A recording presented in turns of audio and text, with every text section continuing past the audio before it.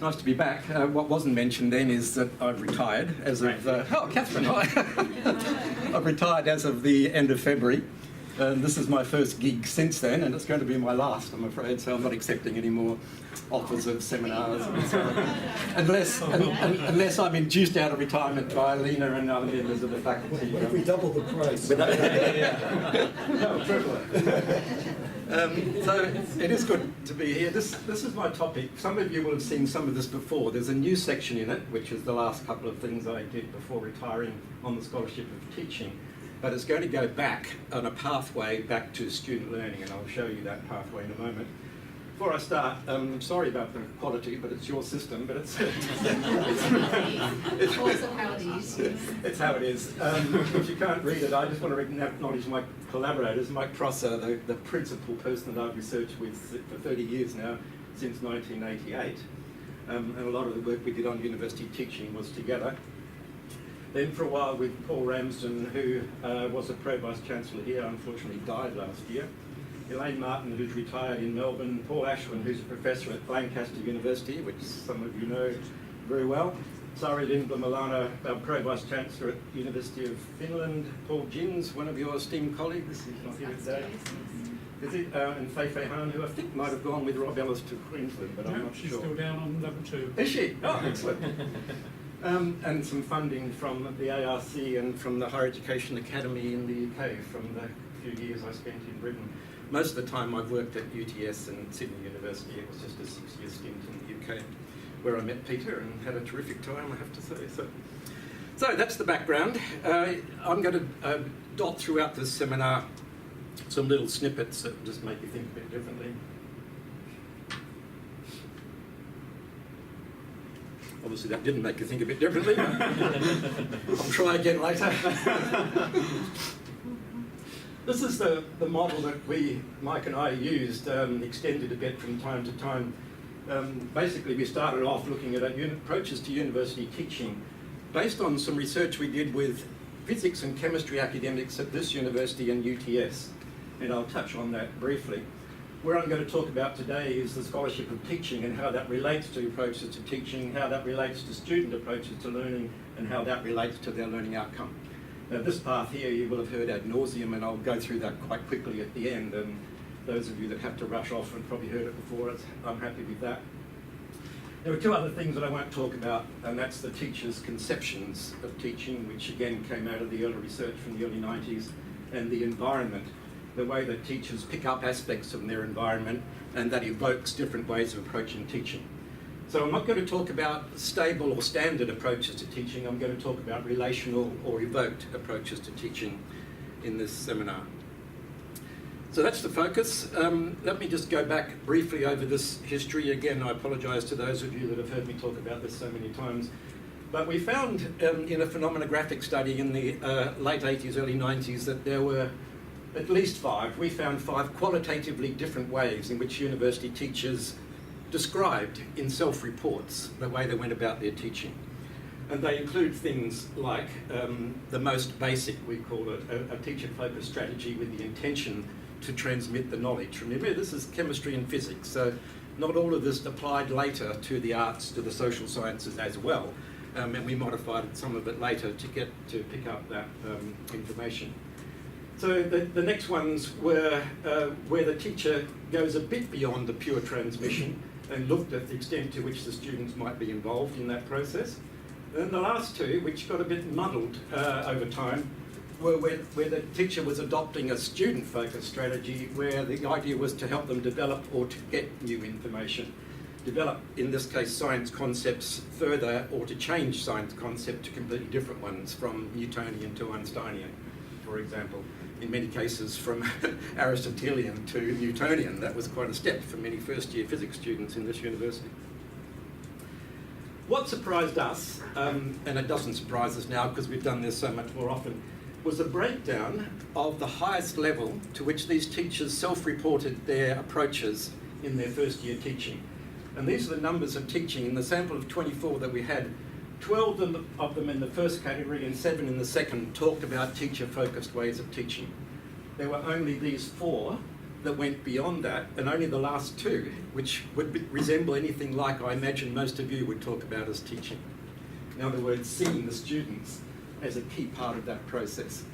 And we were a bit surprised by that, although the origins of this research came when I was working at Griffith University in Brisbane. My first education job after teaching chemistry at the Open University in Britain was that I was sitting in the tea room in the physics department, and one of the physics lecturers came back and said he'd finished his teaching for the day and he was very pleased with himself, and so I asked him to talk about it because I wanted to find out what they did. And he said, I was teaching a group of 4 honours students, and halfway through the seminar, 2 of the students walked out of the seminar, but I kept on going because I was working through a lengthy theory in physics. And then towards the end, the other 2 walked out, and I said, what did you do? He said, I keep going, because this is important to be able to show that I can demonstrate my teaching. And I thought, if there's ever a transmission approach to teaching, where the radio's on and nobody's listening, this was it. So when I met Mike Prosser in Sydney in 1986, he'd just been to Gothenburg, where all the talk was about phenomenography. And I told him about the story at Griffith University where he'd also worked, and we said, why don't we do a phenomenographic study of university teachers? And so this, when I came to work in Sydney at UTS, this is what evolved. So that's a bit of background for you. The characteristics of this description, or these descriptions, really are that these are evoked, as I mentioned before. They're not necessarily characteristics of the teacher, although they can do the same in most of their contexts. We find that when a teacher is working with PhD students, they're less likely to be transmitting in engaging with those students than they are in large first-year classes. So that's a sign that it's not necessarily something that's limiting for the teacher, but the characteristics can limit that approach, such as the class size. They're incomplete. They focus on what varies in teaching. So we didn't look at all aspects of teaching. We didn't look at the extent to which a teacher is in love with their subject, and because that was a common feature throughout the range of responses we got. It doesn't get included in the description, and that's a limitation of phenomenography. The focus is on qualitative difference, not quantitative difference, so how well the teacher does is not picked up at all in this. You need another dimension to look at the quantity of teaching that goes with the quality.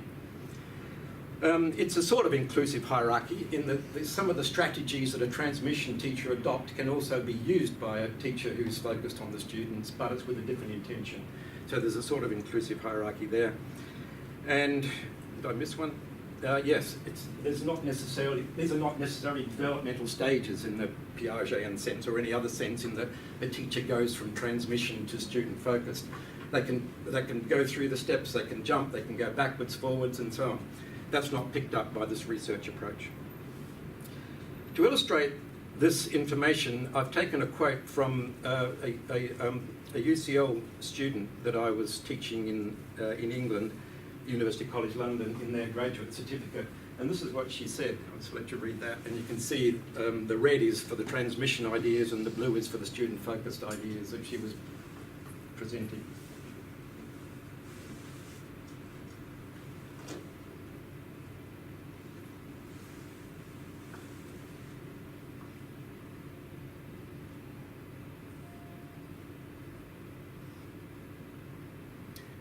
And again, you can see the evoked nature of this, that she's adopting this transfer theory, as she calls it, because she doesn't feel that there's any other opportunity in that environment to do something different. So, we found enough evidence of this to push on with it. What we did then was look at the extremes of this range. We'd done everything up to this point using interviews, and the interviews are very time-consuming. That's the same range I showed you before. Just now with the endpoints highlighted, because what we wanted to do was take the extremes of that range and try to turn it into an inventory of some sort where we could capture views across a larger spectrum and then correlate it with other aspects of teaching and learning. And that's where we went with most of our research. We took these ideas and turned them into a questionnaire. But before going further, I just want to illustrate some more features of each of these. So, I seem to be jumping somehow here. Here we go. So this is the description of what information transmission in our terms is. Remember, it's relational, so it's not quite the same as some other definitions, but I'll let you read that one too.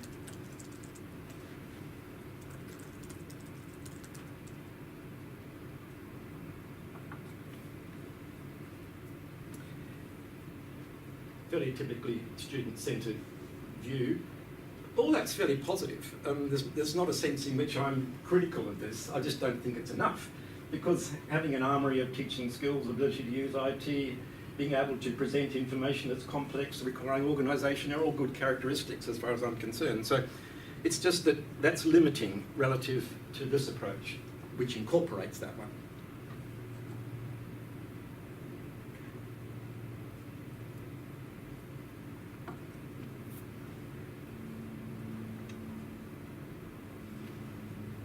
So you often see that, an empty display without learning, and many teachers don't know whether students are learning at all.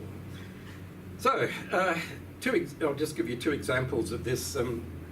Buzz groups in a lecture, you probably know what they are, but basically this is what one teacher said about it when it comes from that point of view. And we've got similar quotes from people who are teaching online. From different perspectives of teaching, they say quite different things about online teaching. But in this case, they're picking up on research, and the research says students need a break. But there's so much more use that can be made of... I'm having trouble with this system.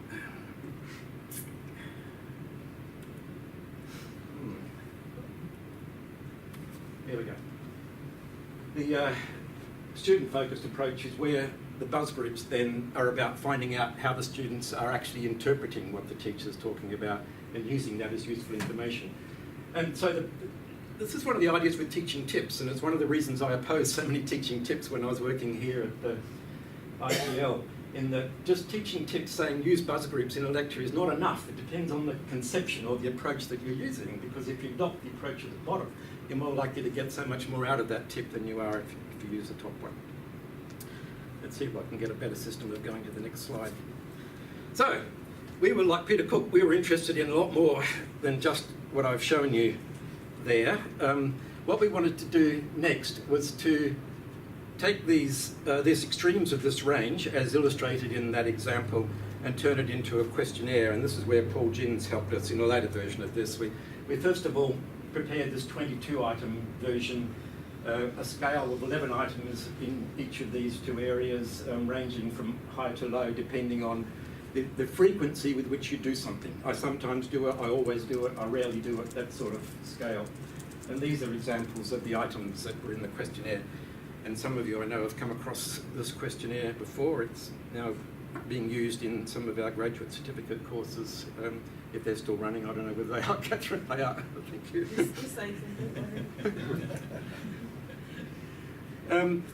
To give you an idea of whether it works or not, we first of all looked at satisfaction, because you might remember in my first slide I had outcomes of teaching. Well, one of the outcomes of teaching is the extent to which teachers are satisfied with their job.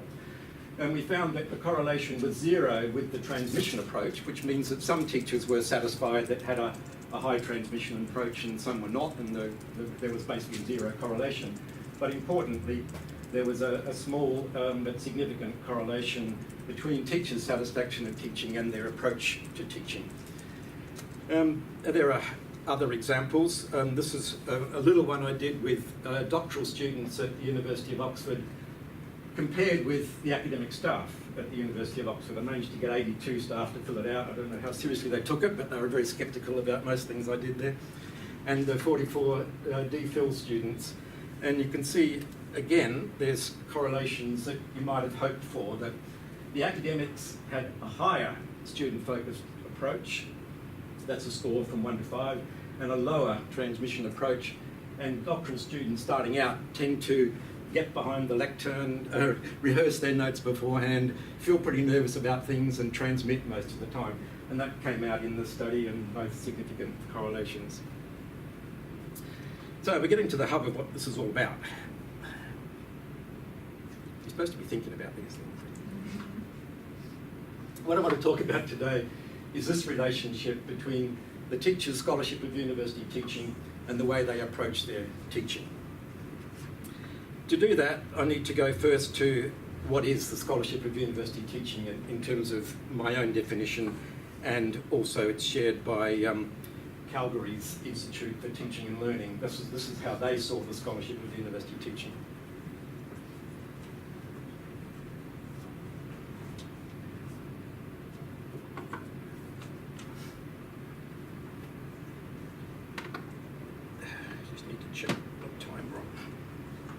Okay, so the reason for doing all this is that the purpose of scholarship of teaching is multiple.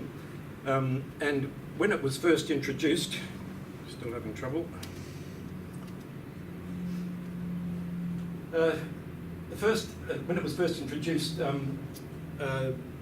people from the Carnegie Foundation, mainly Boyer, talked about the purpose of the scholarship of teaching, and it was because research was so prominent in thinking at universities. He thought the scholarship of university teaching might be a way to raise the status of teaching. So that was the first purpose given.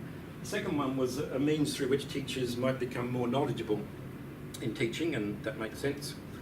The third was a means through which the quality of teaching might be assessed. That's interesting, it's coming up on the screen but not on mine, so that's the reason I'm confused. So, and that's now being used a lot. The scholarship of teaching is now being used to monitor teaching and assessing it in universities. And then two more that came later, a means by which research profile of an individual might be enhanced, and that's really equating it with research, which sort of moves a bit away from the original intention.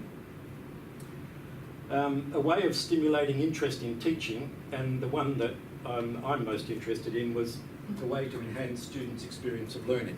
And it's that I want to look at in terms of this presentation, the relationship between the scholarship of teaching and university student learning. So what is it? Well, this is one definition. To be scholarly is to be engaged in this personal sorts of activity, usually involving inquiry, developing values, using values such as honesty, integrity, and so on. That's the sort of thing that you talk about happening in a garret, in isolation at your home. It doesn't go anywhere. That's what I call that scholarly, but I don't call that scholarship. Scholarship for me is to take that process into the public arena for scrutiny, so it's checked by your peers. It's to make transparent the processes and outcomes of the scholarly process. So you're checking with colleagues, you're finding out whether they agree with you, whether it makes sense to them or not. So for me, scholarship of discovery, research, would have this. It would be to make transparent the process and outcomes of that research activity. So we engage in conversations, we present at conferences, we run seminars, we publish papers. Teaching, for me, is no different to that in terms of scholarship. So if this is your definition of teaching, if teaching is about making learning possible, then, doing it again, then the scholarship of teaching is about making transparent how learning is being made possible. So what is it that you're doing that makes you think you're helping the students learn? And how do you make that transparent to others? That would, for me, be the scholarship of teaching. When I was at Oxford, my colleague didn't like that definition of teaching. Hers was, if teaching is about collaborative meaning making, which she thought it was, then in that case, it's just that the scholarship of teaching is about making transparent how collaborative meaning making is being made possible. So there needs to be some idea, some theory, some concept, some model that's underpinning your teaching. Yes, Catherine? I'd like to ask a question. You know the answer, I'm sure. No, was her point that the collaborative meaning making is between the student and the teacher, or between two different? Well, I think she would see it as being involved everybody, between the students themselves, between 2 or 3 students, between a whole class of students. Remember, this is Oxford. In their large group teaching, there's 2 of them there. They have to engage, which is not always true anymore. Of course, it's no longer true in most places. So that to me is what it's about. But it means that the teacher, in order to do that, in order to make transparent how you think learning is happening, you need to know something about the teaching process. And how many university teachers really know anything about the teaching process in terms of student learning? Well, that's what we wanted to find out in this research. So, getting there.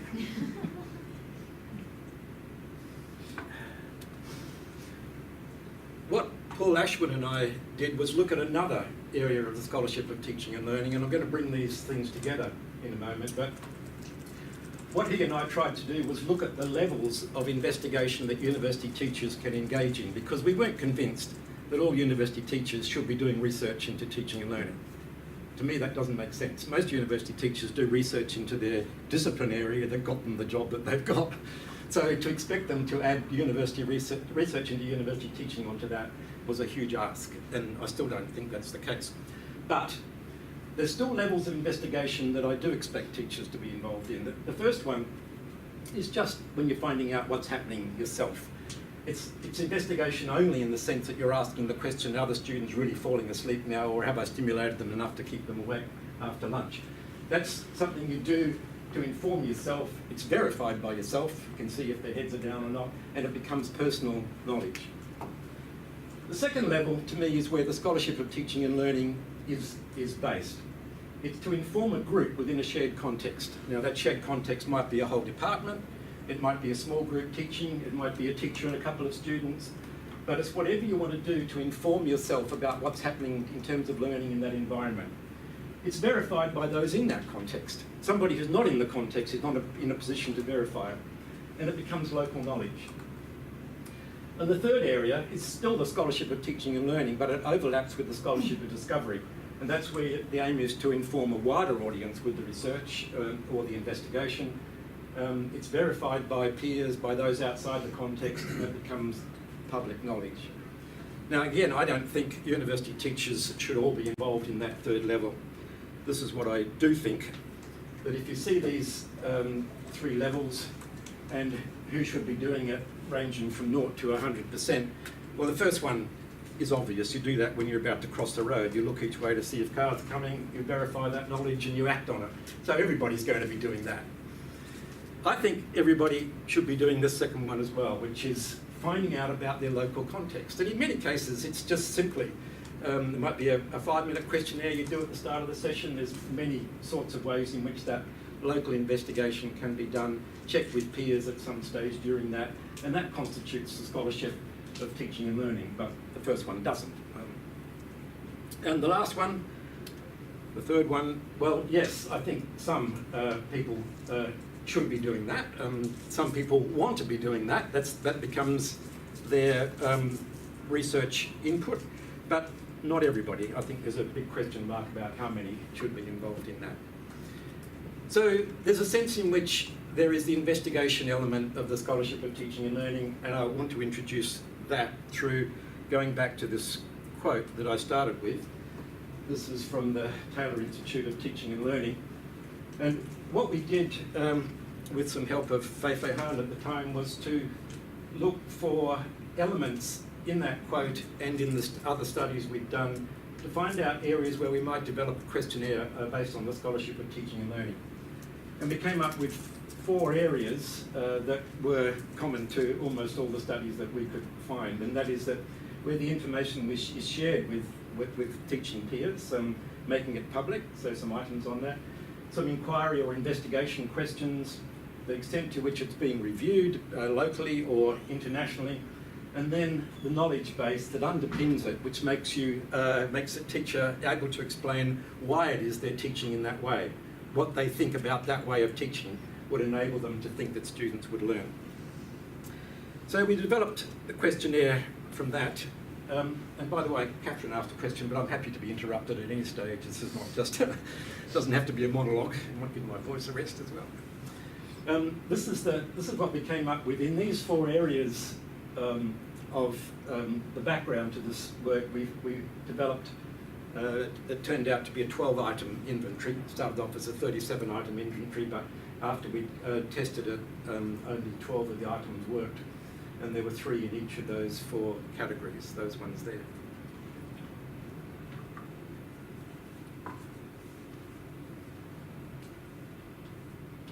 Okay, so then we got scale scores out of that, and what we did then was look at teachers filling out 2 questionnaires. A questionnaire based on their approaches to teaching and a questionnaire based on the scholarship of teaching and learning items.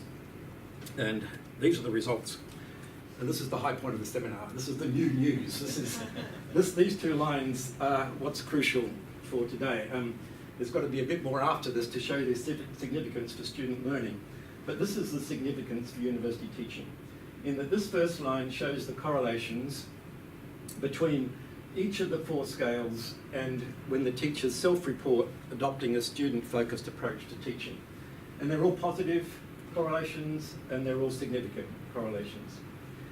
When they talk about a higher ITTF approach, or any ITTF approach, the correlation is negative in all cases across that range, and significant in 2 cases, that of having a review of their teaching and then having some underpinning theory or concept or model in their teaching. So the conclusions from this are that when teachers are adopting a student-focused approach to teaching, they're more likely to talk about scholarship of teaching positively in all 4 of those dimensions, the theory, being public, inquiring into it, and reviewing their teaching. It's not causal, we don't know that yet, but some initial interviews were such that teachers said they did that because, or the approach to teaching encouraged them to do that. So it's 2-way relations there. So, as I said, that's the key message. Not that, but the previous one. So, where do we go from here? Well, I've shown you that there's variation in this, and the variation here is related to variation in the way people engage with the scholarship of teaching. What about this pathway here now? And this is where it gets pretty boring for some of you, because this is now going over old research, but I want to show you this connection between teachers' approach to teaching and students' learning outcomes. It's indirect, but it's significant. Firstly, I'm just going to put these up very quickly for you. You've seen all these before. They're a bit dated now. They're a bit dichotomous. There's a few problems with them, but they still show significant differences when you look at the extent to which students adopt one or either of these, one of these approaches or the other. So it's really about the intentions, where the intention here is for personal meaning. The intention here is to satisfy usually an external demand, such as an essay or assignment, an exam, or something like that. When we looked at that in relation to approaches to teaching, and this was our first significant result we got, now teamed up with Paul Ramsden and Elaine Martin, we found that when students were reporting higher surface approaches to learning as a whole group, the teachers of those students in that group were adopting more of an information transmission approach. And similarly, when the teachers in groups, and while there's only 55 classes here, we're talking about 8,000 students and over 300 staff. So we took all the classes in large first-year subjects in about 8 universities, and so each of them had about 10 teachers in, and every group had over 100 students in. But the unit of study, the unit we were looking at, unit of analysis, was the overall environment, the overall subject, if you like. And so we get a correlation between high deep and high conceptual change student focus. Again, this is not causal, but again, we've done lots of interviews where the students would say, because the teacher was engaging us more in this sort of stuff, then we're more likely to be focused on learning for understanding rather than satisfying the requirements. So that was a major contribution. This happened to a lot of our early research, by the way. So you can interpret that obviously in 2 ways, and I'm afraid we got the negative way sometimes. It took 4 years for our first phenomenographic study to be published. It was just so disheartening. But at the time, as Peter probably knows, it was still a fairly new idea in the late 80s, early 90s, and a lot of researchers didn't like it. So we come to the crunch point now. Is there any relation between approaches to learning and outcomes? Well, again, you would have seen this a lot now. I've got 2 studies to show you. One is my own from Oxford, and the other is just a collection, a meta-analysis from the UK as well. Firstly, this is honours results from the University of Oxford after they've finished their degree. I asked them to complete an approaches to learning inventory in February of their final year. Their exams are in May, June, around about that time. So after they'd finished their exams, I looked at their results and related it back to their score on the surface approach to learning. It ranges from 1 to 5, and you can see there that when the students who barely pass or get 3rd class honours, the mean score on the surface approach to learning for them was up around 3.6, 3.7. And then there's a stepwise is not right to say it, but when the students are getting first class honours, the mean reported surface approach score was down at 2.4. Deep approach results are very similar, but the other way. So this time when you see their deep approach score being very high on that 5-point scale, that's associated with more first class honours students. So all the students that got first class honours, their average deep approach score was 3.9. So that's pretty strong evidence that the self-reporting of an approach to learning is associated with the quality of their learning outcome as determined by the Oxford assessment system. And finally, so I'm going to finish early, but that's all right. Research on learning outcomes. This is a study that's reported by Richardson, Abram and Bond on the psychological correlates of performance. And you won't be able to read this, but I'm going to put it up and then show you a detail of it. Basically, it's correlations around a 0 point, positive correlations, negative correlations, and this scale goes from 0 up to 1, so most of them are around 0.2 area. Things like critical thinking is here, a slight positive correlation between critical thinking and learning outcome. Things like text anxiety, a negative correlation. Deep and surface approaches come in here, so a deep approach is that one there, about 0.15, strategic approach to learning is about 0.2, and surface approach to learning about minus 0.2. So I'll just enhance that for you so that you can believe what I said. So here we are with a deep approach to learning being slightly on the positive side and the surface approach to learning over there. So, and there are many other aspects of psychological constructs, as they're called by these researchers, that are correlated with learning outcomes in terms of grade point average. That's what that study is showing. So, those two bits of evidence complete the pathway from scholarship of teaching up in the upper left to student learning outcomes in the bottom right. And that was my message for today. In terms of conclusions, that the student-focused approach is positive related to adoption of learning that lasts. That's what I'm saying, that's something that we did ages ago. That the approach involves encouraging self-directed learning, stuff that, like this, you've known for ages, taking time to discuss problems, assessing to encourage conceptual change and so on. The things that go beyond transmission. Crucially, it's about ways of thinking, and I didn't dwell on this, but the ways in which teachers think, the ways in which they engage with the ideas of approaches to teaching is crucial to that in terms of what they're doing. And finally, the scholarship of teaching is an activity, it's related to student approaches, teaching approaches that are student-focused and indirectly to student learning. So, in a sense, there is now a statistically related pathway between scholarship of teaching and learning, the extent to which teachers engage in it, and some aspects of quality of student learning. Now, how strong that is over all those many bivariable studies, I'm not sure. We've tried doing some quantitative relations, but we just don't have enough cases in many cases to look at those paths. So that's where I want to finish, other than to say that now that I have retired, I'll leave you with this message that I borrowed from my colleague Nick Healy. Sometimes when research gets tricky, it's a matter of survival, so when you're in deep trouble, say nothing and look like you know what you're doing, and that's what I've been doing for the last 30 years. Thank you.